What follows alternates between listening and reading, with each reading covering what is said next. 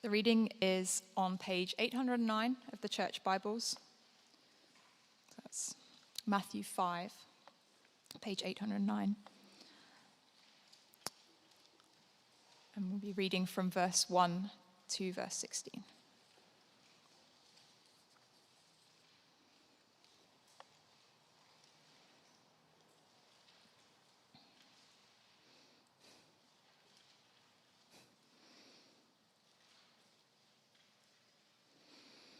Seeing the crowds, he went up on the mountain, and when he sat down, his disciples came to him, and he opened his mouth and taught them, saying, "Blessed are the poor in spirit, for theirs is the kingdom of heaven.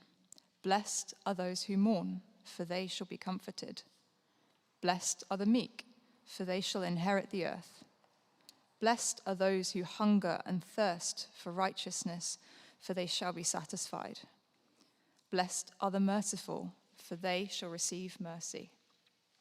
Blessed are the pure in heart, for they shall see God. Blessed are the peacemakers, for they shall be called sons of God. Blessed are those who are persecuted for righteousness' sake, for theirs is the kingdom of heaven. Blessed are you when others revile you and persecute you and utter all kinds of evil against you falsely on my account. Rejoice and be glad, for your reward is great in heaven, for so they persecuted the prophets who were before you. You are the salt of the earth, but if salt has lost its taste, how shall its saltiness be restored? It is no longer good for anything except to be thrown out and trampled under people's feet. You are the light of the world. A city set on a hill cannot be hidden, nor do people light a lamp and put it under a basket, but on a stand, and it gives light to all in the house. In the same way, let your light shine before others, so that they may see your good works and give glory to your Father who is in heaven."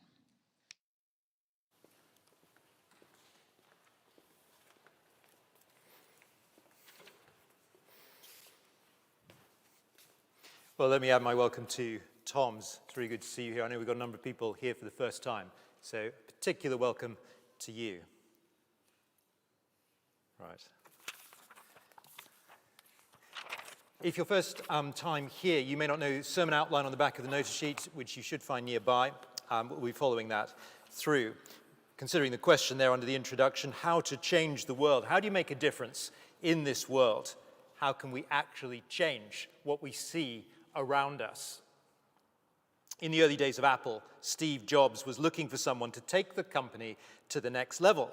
And he wanted a guy by the name of John Sculley. At the time, Sculley was the CEO of Pepsi. No one at Apple HR had managed to land John Sculley. Lots of people had tried and failed, and so Steve Jobs was sent in. Apparently, a beautiful venue, rooftop venue overlooking Central Park was found, and during the conversation that followed, these famous words were delivered. So Jobs turned to Sculley and said, "Do you want to sell sugar water for the rest of your life, or come with me and change the world?" Well, under John Sculley, Apple went from 80 million turnover to 8 billion turnover. I'd like to suggest that changing the world is exactly what Jesus has in his sights as these famous verses are delivered. We've been sort of pondering on these well-known verses now for 3 weeks. This is the third of 3, and we sort of come to the end of the introduction, I guess, in the Sermon on the Mount. We're going to be homing in just on those last 4 verses, 13 to 16. Undoubtedly, a blueprint to change the world. Not a top-down list of laws, what we can and can't do in this world, but instead a ground-up initiative, a personal commissioning to be part of a mission that ultimately recruits people to join God's family, to inherit heaven and earth, and to be eternally satisfied. It's everything we could ever want, and Jesus lays it all out. He managed to do it in 16 verses. I'm sorry it's taken me 3 sermons to even get close to trying to understand what he said. But we come to a close today of the introduction. I mean, Jesus does it with such an economical use of words, doesn't he? So easy to miss the significance of these 2 metaphors that we're going to home in on this time, salt and light. That's where we'll be pondering. Challenge is to all of us who would follow Jesus then and follow Jesus now, to take on board what Jesus is saying, not to be fooled by the apparent simplicity. It's easy, isn't it, sometimes to think with such few words there can't be anything significant going on. But instead, radical implications of what it means to be salt and light in our world today. And we should be under no doubt. I mean, Jesus intends to recruit people who will then take the message of the gospel out into the world and have a profound impact on the world. That's where the verses land. You remember that last verse that was read out? Just glance back at verse 16, chapter 5, verse 16. So that they, Jesus says, so that they may see your good works, that they is the world, people in the world, the good works, that is public Christianity, lifestyle and words all wrapped up. The world sees Christians going public and give glory to God your Father who is in heaven. In other words, the people around are converted by what Jesus ends up commissioning the people to do. And so today, as I've said, the sermon brought to a close. Now, I think the salt and light together represent the distinct and noticeable life, character and conduct, all wrapped up together that Jesus expects of all of those who are recruited. So 3 observations from the passage, which I hope will guide our thinking and give us sort of fuel for conversation after our service as well. Firstly, the personal challenge. Personal challenge. Jesus brings this teaching to bear on individuals. Now, that's not surprising, but remember, there's a big gathered crowd, disciples probably in the front row, the sort of the wider Jewish community in the background. And here in verse 13, verse 14, you are the salt of the earth. You are the light of the world. Again, you can imagine him making eye contact, perhaps, with the disciples as this is going on. Jesus wants the teaching to sink in to each one of us. Now, over the last 2 weeks, we've homed in on these blessed are sayings, really famous words where Jesus lays out the standards of his new people. I tried to give a summary there because we need to have those in our sights now as we really seek to bring this to bear. So I tried to give a little summary there. You'll see verses 3 to 6, the first group of standards. They refer to our underlying attitude. Just glance back over verse 3 to 6. See, Jesus says, blessed are the poor in spirit, verse 4. Those that mourn, verse 5. The meek, verse 6. Those that hunger and thirst for righteousness. Here Jesus lays out the foundational character traits, the underlying attitude, if you like, that Jesus says his people must have. Verse 7 to 9. The rest of the standards refer to the outward conduct. Again, just have a glance down. Verse 7. Merciful. Verse 8, pure in heart. Verse 9, peacemakers. Radical, countercultural living, actions and words that will bring about the change in the world that Jesus intends. Now, what we observed was that each standard, to really grasp the depth of what Jesus says, we tried to break it into sort of 3 chunks, manageable teaching, which helps us to absorb each teaching point. Let me just recap that with a few sort of additional points from the last few weeks. You see, as we consider each of those standards, the first thing we have to do is grasp the impossibility. You'll see that point A. I mean, Jesus lays out something that, humanly speaking, is not possible. I mean, very obvious, isn't it? When Jesus says, be poor in spirit, you must be, if you want to be one of my people, if you want to be blessed, you must be poor in spirit. It is a standard we can't do. We're naturally overtaken by our own pride. We cannot possibly do the very thing Jesus says we must. We fail to be the people that Jesus asks us to be. And this is the vital first step, if you remember. This drives us to depend on Jesus. But secondly, as those depending on Jesus, we must live the standard, lives depending on Jesus. Sorry for our consistent failure. We nevertheless strive to live this counter-cultural life that stands in contrast to the world. For example, as a Christian, I might be overcome with a quick desire to sort of shoot back at somebody that said some sort of unkind words. I want to sort of shoot back unkind words. And putting this into practice, as somebody that depends on Jesus, I hold back. I restrain myself. I show mercy. I don't give the person what I think they deserve. And I try to smile it off. I hold my tongue. Well, and so on. This is the idea of living out the standard. This is what makes Christianity noticeable. When Perry was interviewed just now by Tom, he said it was one of the things that compelled him at the beginning were the distinct lifestyles that were being lived in his flat. Thirdly, speaking up, explaining the standard. You see, in the end, the people around us can't become Christians if those truths aren't explained. That's what Perry went on to say. He needed an explanation. Why this distinct lifestyle? What was going on? That led to further inquiry. That led to discussion.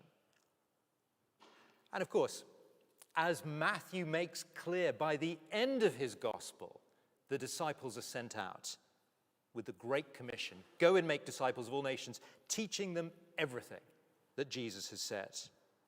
And so all 3 points, A, B, and C, fundamental to authentic Christian discipleship. So under this personal challenge, consider just for a moment what it would mean if we were to lose one of those stages, if you like. I've tried to put that on the handout if you want to just sort of jot down some ideas. Imagine if there was no A, if we left out A, to not realize that the standard was impossible. What that would do is you tried to sort of take on board the other thing without realizing, without being sort of driven to Jesus. There wouldn't be any authentic faith underlying the sort of outward cultural Christianity, we might call it. There'd be lots of outward shows of religious behavior. It's a sort of thing that sort of often climaxes in sort of cathedral religion, Roman Catholicism, door-knocking cults. These are sort of outward shows of religion, even attempts at recruiting others, perhaps. You'll know that if you've ever been sort of stopped on the street at one of those sort of Jehovah's Witnesses checkpoints we get around the city sometimes where they'll stop you. They're passionate about recruiting, but there's no underlying authentic relationship. They haven't grasped the impossibility in the end. You see, it's a belief that is based on hard effort, not on full dependency on Jesus. Useless in the end. Hopeless. Well, what about if you leave out B? Okay, let's just say you grasp some of it, but you leave out B. Well, it means we've confined our Christian belief to the realms of the private. Again, thank God that Perry's flatmates didn't do that. But it's so easy to do, isn't it? We end up having no public witness at all. It's understandable. It can be quite scary to go public sometimes. What does that mean? Well, at best, it means maybe there is a genuine sort of relationship there, but our life is more akin to that of a monk or a nun sort of retreating to the relatively secluded life of the monastery. At worst, often we'll sort of cash out as a sort of double life. There may be a genuine sort of underlying belief, but so much fear of the world that we just sort of reflect the world's standards instead. That's what happens if we leave out B. Well, what if we leave out C? Leave out C, we become silent witnesses. And of course, a silent witness is an oxymoron. You can't be a silent witness. If we go quiet, it does have the advantage, of course, of sheltering ourselves from persecution. That was where we concluded last week, wasn't it? If Jesus says you're to expect persecution, that's because he expects us to speak. If we don't want persecution, we just go quiet. And the persecution-free life, it's very attractive, isn't it? But to not speak about our faith to others, well, it means in the end others won't understand, ultimately, why we try to live a distinct life. But I think it's going to have a bigger effect on us. In the end, if we try to live that sort of life with no C, it will make us resentful. Because you'll be living this sort of distinct life, perhaps denying yourself certain sort of areas of worldly behavior, but in the end, not experiencing the joy of fruit.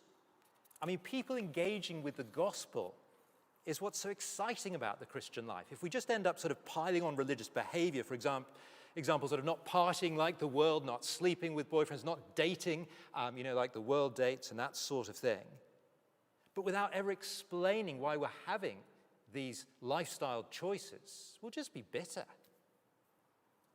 All these things Jesus expects me to do, there'll be no joy at all. And we can't be of use to Jesus in the end like that. We can't make a difference until all 3 points sink in. And so I hope that's a useful sort of summary. By this stage in the sermon, as salt and light are held out, Jesus expects us to have understood that. Remember what Jesus is doing here. He wants to recruit a people to change the world, to make a difference. And of course, as we think about, actually putting this into practice ourselves, of course, going and speaking to large crowds can be a very effective way of explaining the Christian message to people. Yeah, it's an efficient way, isn't it, if it's done well. People like Billy Graham had a huge impact with massive gathered crowds. Some of you will have heard this illustration before, but I always think it's super encouraging for just thinking about the very personal nature of this challenge. We're still under the first point. Jesus is commissioning people individually to take the gospel out. Well, consider this. Here are some, I did some math, okay? And this is how it works out. 7.8 billion people in the world. Okay, that was when I last checked recently on Google. Must be true. And just imagine you were brilliant at recruiting, you had an incredible team, and you could gather 90,000 different people every night into Wembley. That's the capacity of Wembley, the biggest seated auditorium in our country. And you could explain perfectly the Christian faith, and people were really compelled, at least they'd heard. How long would it take to reach 7.8 billion? Well, assuming you got 90,000 different people every night, it would take 237 years. Okay, that's a lot of time. By contrast, here's the encouraging bit. Tell one person, just one, and explain to them something that was so compelling they thought, oh, wow, I'd like to tell somebody else. And tell somebody each day, just one person each day, and assume they tell one person each day, and so on. Well, the exponential growth means it just takes 34 days to reach the whole world by telling one person a day. That's amazing. I checked it 3 times. Salt and light in the world. There's the personal challenge. The application of this. Well, the temptation is we just want to hide behind other people's initiatives often, don't we? I know that feeling so well. That the church is putting on an event. That's great. That'll be brilliant for other people to get engaged with, and I'll just, sort of ride on their coattails. It's so easy to just sort of fall into line like that. Jesus is commissioning us personally, you individually. You're the salt. It's the same in the workplace, isn't it? When the CU puts on an event, oh, I'm so glad. Have you heard? My workplace is putting on an event. It's great. That's what they're doing. And so on. You can see the opportunity that comes with the personal challenge. That's something to think about later. Let's move on to the warning that Jesus gives. It's interesting to see how Jesus labors the negatives. Verse 13, salt without taste. Look at the end of verse 13. Salt without taste. What does he say about salt without taste? Well, it's no longer good for anything except to be thrown out and trampled under people's feet. Useless salt, trampled under people's feet. What about the light? Verse 15, light a lamp, put it under a basket. How pointless is that? Having a light, imagine being in the woods with some friends, pitch dark, okay? No sort of glow from a nearby city, absolutely pitch dark. And you say, don't worry, I got a torch. You get out your torch and you light it, and then you cover it up with a scarf so they can't see a thing. Don't worry, I've got a torch. What a pointless thing that would be. You see, in the end, salt and light have to be of use, have to be public. In his autobiography, Mahatma Gandhi, he writes that in his student days, I was really fascinated to read this, in his student days, he was really interested in the Bible. He read the Bible from cover to cover. He was deeply touched by reading the Gospels. And he seriously considered becoming a Christian. The reason that he was compelled by this, so his account of his life goes, is because Christianity seemed to offer a real solution to the caste system, which was dividing India at the time. And so one Sunday, he went along to a nearby church because he decided that he needed to ask some questions to the minister. When he arrived, he was refused entry. The ushers, the stewards on the door, said that this wasn't the right place for him and that he should go and worship somewhere else with his own people.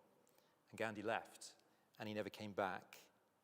And he reasoned, if Christians have caste differences also, then I might as well remain a Hindu, because at least I understand that. The men on the door. Useless. Tasteless salt, hidden light. Good for nothing. The danger of sitting lightly to this. Jesus warns us, doesn't he? And so everything we do, knowingly, unknowingly, will have an impact on others, whether we like it or not, if we're one of Jesus's. And so finally, let's think about what this means for us in practice, being salt and light. That's what Jesus says. You're the salt. Now, there are a number of different uses of salt in the Bible. And today, it's easy, isn't it? People often conclude, well, because of the way we use salt to sort of make things taste nice, to liven them up. It must be a seasoning. Jesus must be sort of talking about seasoning people, improving their lives. Be good seasoning. We Christians need to spice up the world, add a little bit of flavor and taste. Now, I don't think that's absolutely wrong. I mean, it can't do any harm, can it, if what Christians offer is something that the world finds useful and attractive, but it must in the end not be enough. Let me explain. I think we've got to look at the phrase carefully to really work out what it means. Verse 13, you are the salt of the earth. I'd like to suggest that the use of the metaphor that Jesus intends must be determined by what the earth most needs. The earth is the people, okay? We're not talking about the soil. We're talking about the population of the world. The salt that the world most needs is not a bit of seasoning. You see, the world's problem is not that it needs to be spiced up. The world's problem is that it's on a collision course with God's judgment. Matthew's made that really clear up until chapter 5. The world is walking in darkness, facing God's judgment. They don't need seasoning. The world needs salvation. And so salt is better understood as an essential preservative. Take a piece of meat, you rub salt into it. That's how it primarily would have been used in Jesus' day. You preserve preserve the meat, by the use of salt. It stops it ruining. I think that will help us as we come to apply. I mean, light for a very similar reason, as we've already said. Matthew's made the point clear. The world is walking in darkness. Light brings a binary difference. It doesn't just help people sort of find their way. It actually gives the possibility of life. And so, what does all this mean in practice? Well, to be salt and light means to be profoundly shaped by the teaching of Jesus. To live out that teaching in the world, to tell others about that teaching. Those points A, B, and C help as we go through it. Essentially, knowing Jesus, making Jesus known. And so the metaphors are helpful. Salt preserves that which will ruin. Light illuminates that which cannot be seen. And so the application, as we draw to a close, this must affect everything that we are and everything that we could be. The way we act in this world, the words that we speak in this world. The little things matter. The big things are crucial. Go back to those ushers on the door. They let the worldly prejudice just impact their decisions about who should and shouldn't. It's such a stupid, short-sighted thing. They obviously hadn't grasped the very simple teaching that Jesus lays out here. They obviously did not realize, in the end, that the gospel is for everybody. If they had, they would have flung those doors open. They wouldn't just invite a Gandhi, and they would have invited everybody that passed by that day. That's the obvious implication of this, isn't it? You don't say, well, the gospel is for some and not others. I won't bother you. And so the challenge obviously includes our actions, even the small ones. It must shape our ambitions. Again, to quote what Perry was saying, Christianity gives purpose in life. There's actually a reason for the belief that we have. This, in the end, is the way that Jesus plans to change the world as he gives new purpose and direction to a new people. And it is the only way that actually we will have an impact on this world in any respect, as people actually engage with the authentic gospel and take the gospel out. This is well documented, even in recent history in our country. The well-known preacher, Martin Lloyd-Jones, he was preaching in London in the 1950s, that is. So Tom Wright loves his old boys. Far too recent for you, Tom, I'm afraid. But, somebody that was alive not that long ago, actually. Here we go. Here's Dr. Martin Lloyd-Jones. And he's just talking about the impact that Christianity has had in this country. He writes here, most competent historians are agreed in saying that what undoubtedly saved this country, talking of Great Britain, from a revolution, as was experienced in France at the end of the 18th century, was nothing but the evangelical revival. This was not because of anything done directly, but because masses of individuals had become Christian, and they were living this better life and had this higher outlook. The whole political situation was affected. The great acts of Parliament, which were passed in the last century, were mostly due to the fact that there was such a large number of individuals that had become Christians and were making a difference in this land. Now, the great acts of Parliament that he's referring to, of course, are William Wilberforce, the Clapham sect, all of that crowd. I mean, they had a huge impact because of the sort of the foundation of Christianity that existed then, authentic Christianity. William Wilberforce says this: Christians are like a restraining influence on society. You know, the world under that place, under that time, became a much better place in terms of standards of living and that sort of thing. And so the Christian gospel has a genuine impact on this world. But the foundation is authentic belief. The foundation is people coming to Christ. And so as Christians, we need to feel sort of liberated, encouraged to live this Christian life. In the end, it's the only way that we can possibly be useful in this world as we come to Christ and as we share Christ with others.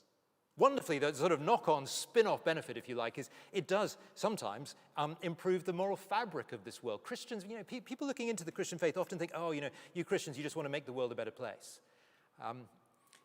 That is sort of true. I wouldn't want to say that's not true.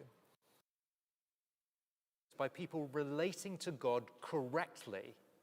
The wonderful thing is, as people do that, the moral fabric of society will change. But you can never change the moral fabric of society until people are changed. Only the gospel does that. And so I'd like to say, don't underestimate the effect that you personally can have. Jesus is recruiting individuals. Think of our city. Think of the best way to reach our city. Think of your workplace CU, your CU at school or uni.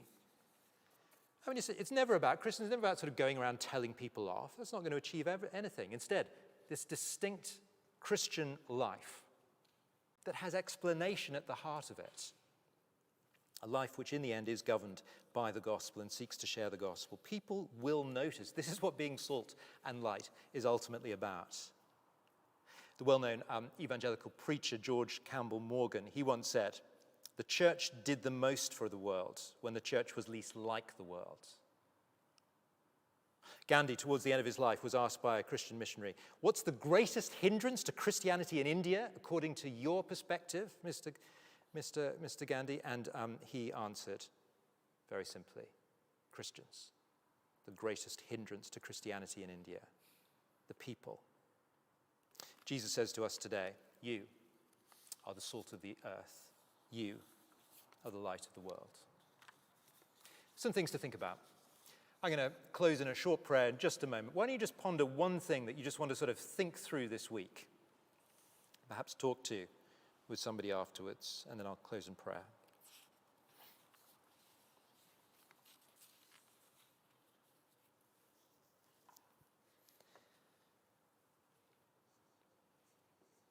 So that they may see your good works and give glory to your Father who is in heaven.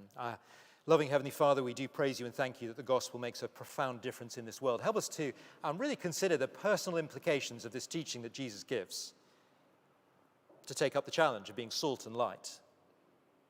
May that not be something that is burdensome, but liberating. May we experience the joy of sharing in Jesus' mission, and not to become all caught up with leading a life of distinctness that becomes resentful, but instead to go public with our faith, to explain our faith, and experience the great joy of joining Jesus on this mission to change the world. In Jesus' name, amen.